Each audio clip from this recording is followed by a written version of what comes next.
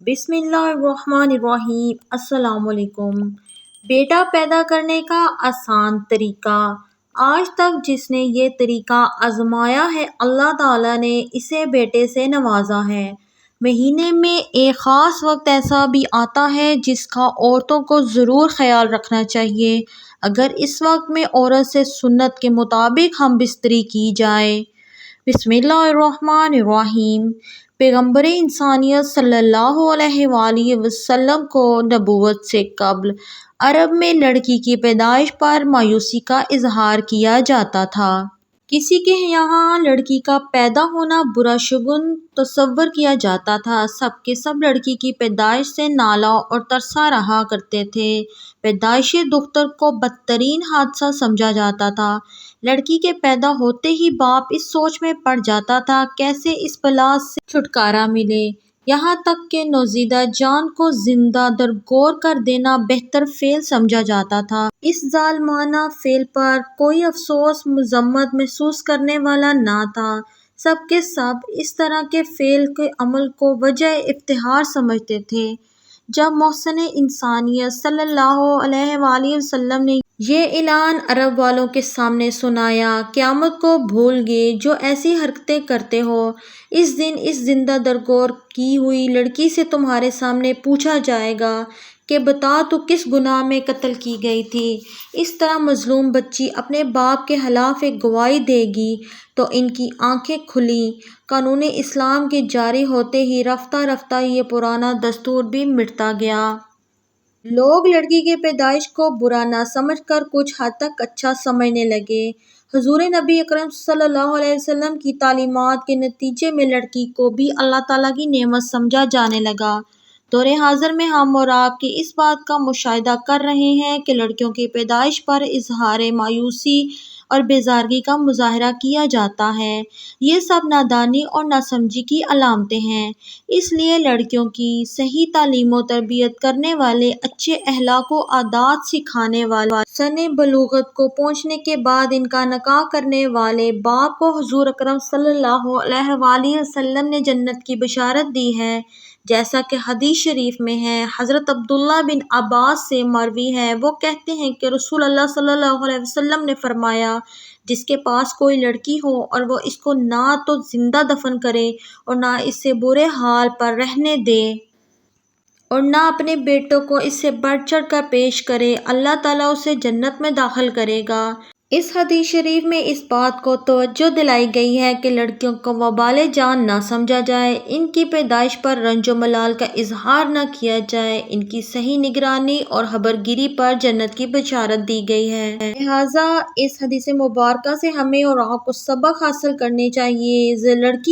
لڑکی کو ذلیل و خوار نہ سمجھ کر اس کی اچھی طرح دیکھ بھال کریں، صحیح تعلیم و تربیت دیں، اچھے اخلاق و عادات سکھائیں، دین کی باتیں بتائیں، امور خانہ داری سے واقف کرائیں اور سنِ بلوغت کو پہنچنے کے بعد کسی نیک اور صالح نوجوان کے ساتھ اس کا عقد کر دیں تو ایسا شخص جنت کا حقدار بنے گا۔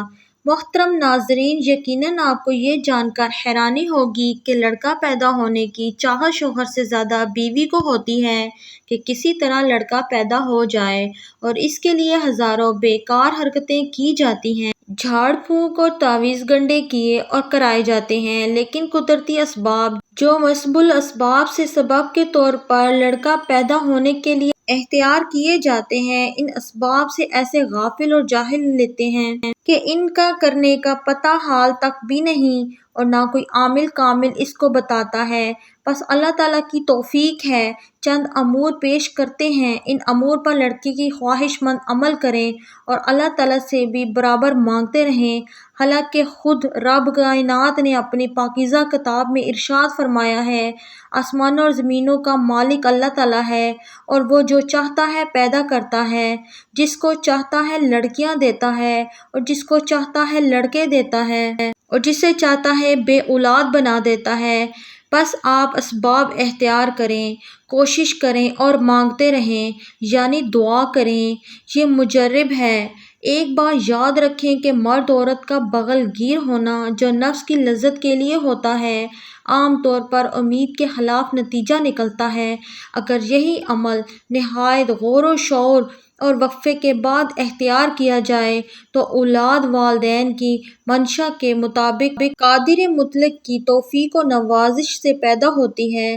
اس کے کچھ قواعد لکھے جاتے ہیں جن کی پابندی اختیار کرنے سے لذت حاصل ہونے میں بھی فرق آئے گا اور امید ہے کہ آپ کی امید بھی پوری ہوگی۔ ان اسباب کو اختیار کریں، انشاءاللہ تعالیٰ آپ کی مرادیں پوری ہوں گی۔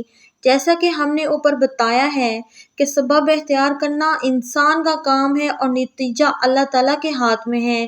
انہی سبب میں سے ایک سبب یہ ہے کہ مہینے میں ایک خاص وقت ایسا بھی آتا ہے جس کا عورتوں کو ضرور خیال رکھنا چاہیے۔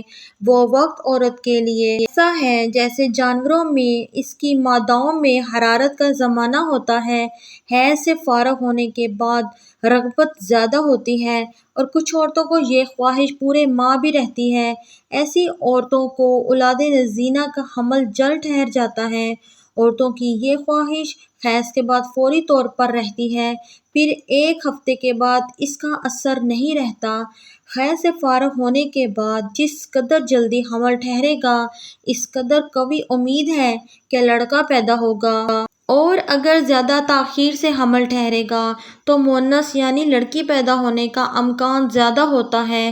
اس کے خلاف بھی ہو سکتا ہے اور ہوا بھی ہے، مگر یہ بہت کم واقعات واقع ہوتے ہیں کہ حیض کے دن گزرنے کے فوراً بعد مباشرت سے لڑکی کا حمل ٹھہرا ہو۔ فرض اس سلسلے میں عورتوں کے مختلف حالتیں ہیں۔ تمام تفصیل کے لکھنے کا مطلب یہ ہے ہر وہ عورت جو لڑکوں کی ماں بننا چاہتی ہے اس کو چاہیے کہ 1-2 مہینے اپنے مزاج کی کیفیت اور حالت کا غور سے خیال کریں اور یہ جانیں کہ حیض کے دنوں میں کس وقت قدرتی خواہش کا غلبہ زیادہ ہوتا ہے۔ بس اس وقت دھیان میں رکھیں کہ عمل کریں، انشاءاللہ لڑکا پیدا ہوگا۔ دعا ہے کہ اللہ تعالیٰ ہم سب کو شریعت کے مطابق زندگی گزارنے کی توفیق عطا فرمائے اور ہم سب کو 5 وقت کی نماز باجماعت ادا کرنے کی بھی توفیق عطا فرمائے اور ہم سب کو اچھے اخلاق والا بنائے، درگزر کرنے والا بنائے، معاف کرنے والا بنائے اور ہم سب کو دین حق پر چلنے کی توفیق عطا فرمائے اور ہمارا خاتمہ ایمان پر ہو۔ آمین ثم آمین۔